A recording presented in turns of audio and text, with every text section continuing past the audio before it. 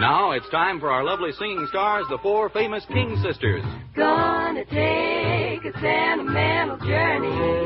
Gonna set my heart at ease. Gonna take a sentimental journey to renew all memories. Got my bag, got my reservation. I spend each time I could afford. Like a child in wild anticipation, long to hear that all aboard. 7, that's the time we leave at 7. Counting every mile of railroad track that takes me back. I never thought my heart could be so yearning. Why did I decide to roll? Take a sentimental journey back home. 7, that's the time we leave at 7. I'll be waiting up for heaven, counting every mile of railroad track that'll take me back. Never thought my heart would be so yearning. Why did I decide to roam? Gonna take a sentimental journey back home. Sentimental journey, I'm going home.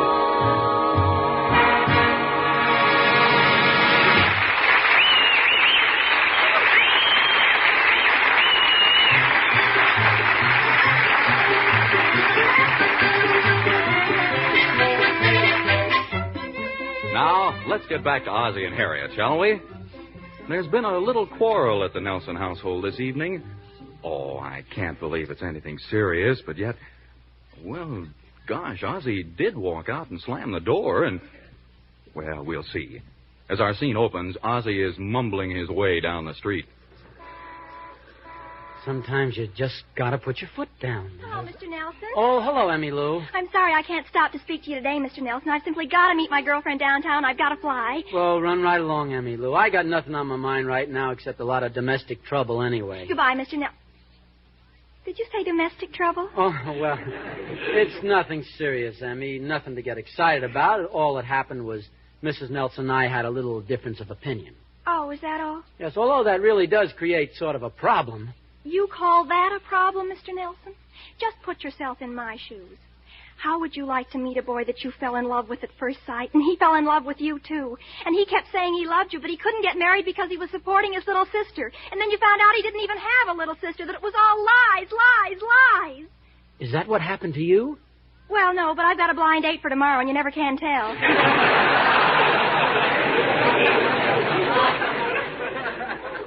Well, I mean, I'm afraid you didn't quite understand my problem. You see, I walked out of the house in the middle of an argument before, and I'm depending on psychology to force Mrs. Nelson to make the first move.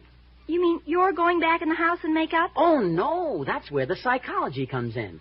Now, the average husband would come crawling back with a box of candy and a lot of apologies. Not me. I use the hard-to-get method, the old psychology. Never fails. Well, see you later, Emmy Lou. Bye, Mr. Nelson. I hope you won't be too lonesome tonight. Are you kidding? I'm on my way now to call a few of my friends and have a poker game or something. There's plenty to do.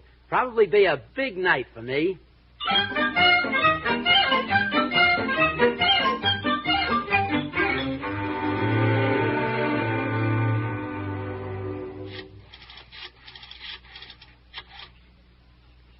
Oh, Charlie?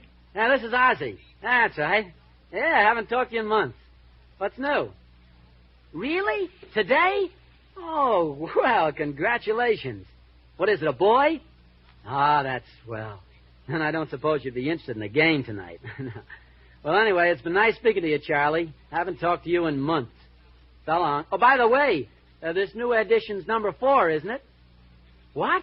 Number 9? Say, I haven't talked to you in years. Well, that takes care of Charlie. Let's see, Don couldn't make it, or Harold, or Ben. I think I'll give Al a ring.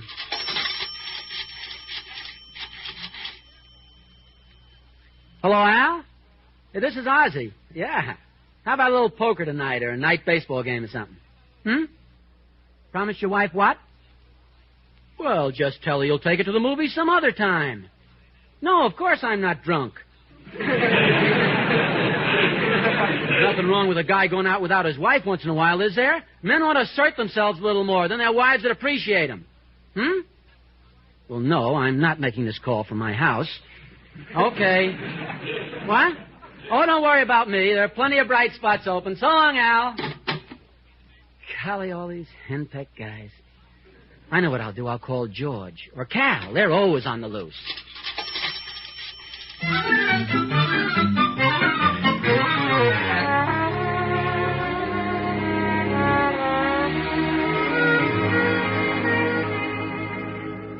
Oh, golly, all these henpecked guys.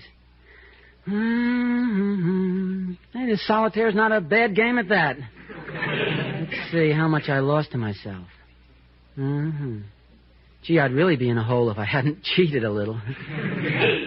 I'm sorry, sir. The library closes at 9:30. Oh, thank you.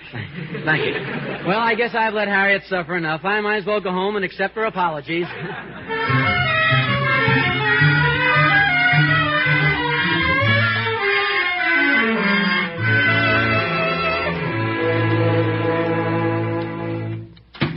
Is that you, Ozzie?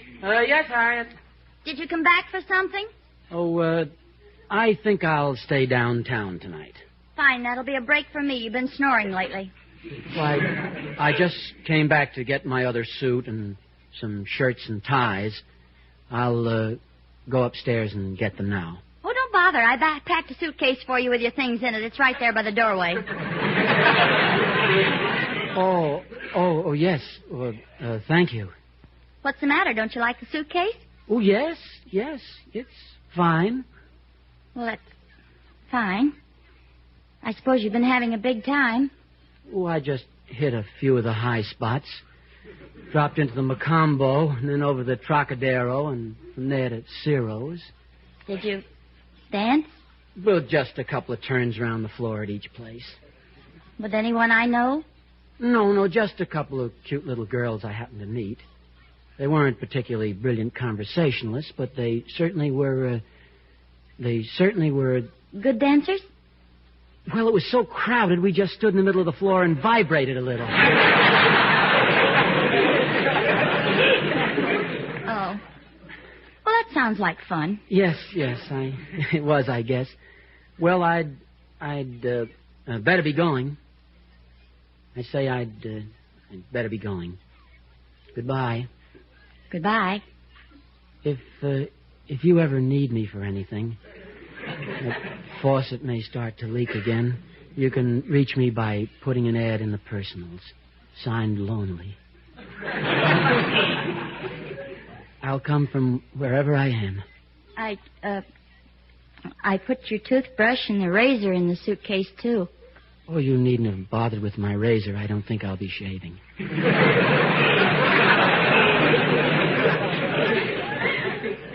Well, goodbye. Goodbye. What's that you're hiding in back of you? Why? What do you mean?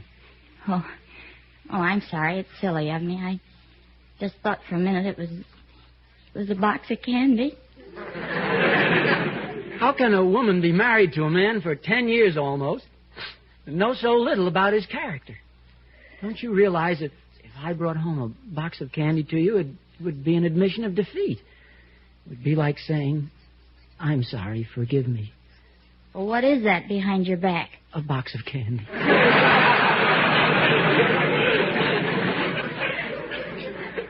I'm sorry, darling. Forgive me. Oh, no, it was all my fault. I was so stubborn. Oh, but you were right all the time. No, I was wrong. You were right. Then why didn't you apologize? Packing that suitcase. You would have let me leave, wouldn't you? But Ozzie... I never want to see that suitcase again. I'm going to throw it out right now. Here, I'll give you a hammer. A hammer? Yes, the suitcase is nailed to the floor.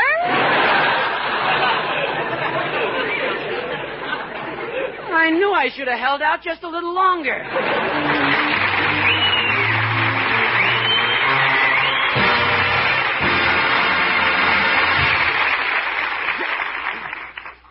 Ozzie and Harriet will be back in a moment.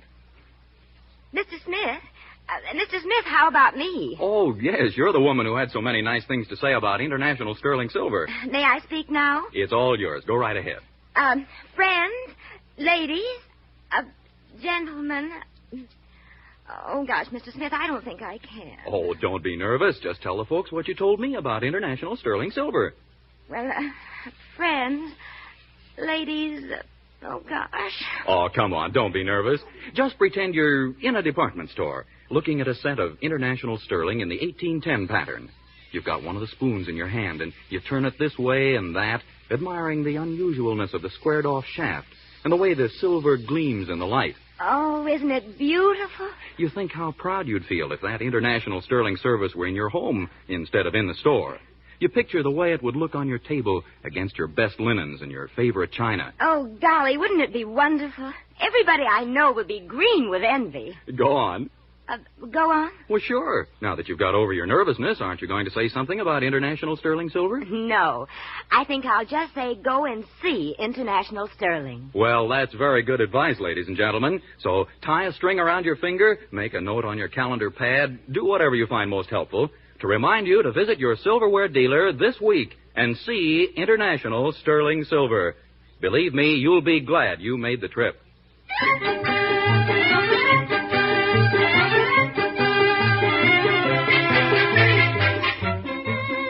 And now let's look in on Ozzie and Harriet again. Ozzie? Yes, Harriet? I forgot to tell you.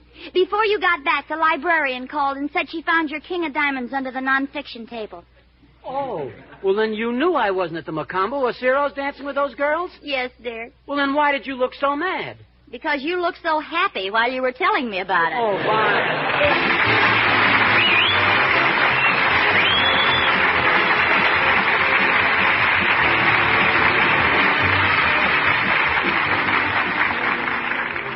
Harriet and I have been asked to remind you that even though the war is over, the government still needs tin to send food to our soldiers in Europe and the Pacific.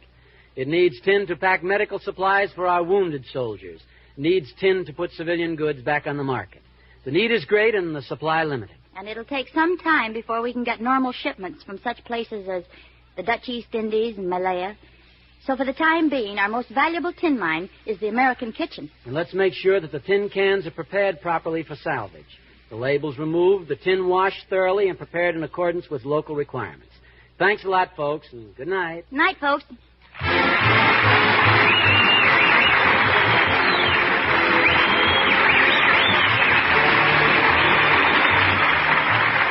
International Silver Company, creators of International Sterling, invite you to listen again next Sunday to the adventures of Ozzie and Harriet, with songs by the King Sisters and music by Ozzie Nelson's orchestra. And don't forget, the solid silver with beauty that lives forever is International Sterling. This program originates in the Hollywood studios of the Columbia Broadcasting System and is also broadcast over the Trans-Canada Network of the Canadian Broadcasting Corporation. This adventure of Ozzie and Harriet will be transmitted to our men and women overseas by shortwave and through the worldwide facilities of the Armed Forces Radio Service. Appearing in support of Ozzie and Harriet were B. Benaderet, John Brown, Joel Davis, Louise Erickson, and Tommy Cook. Original music was composed by Billy May. Vern Smith speaking. This is CBS, the Columbia Broadcasting System.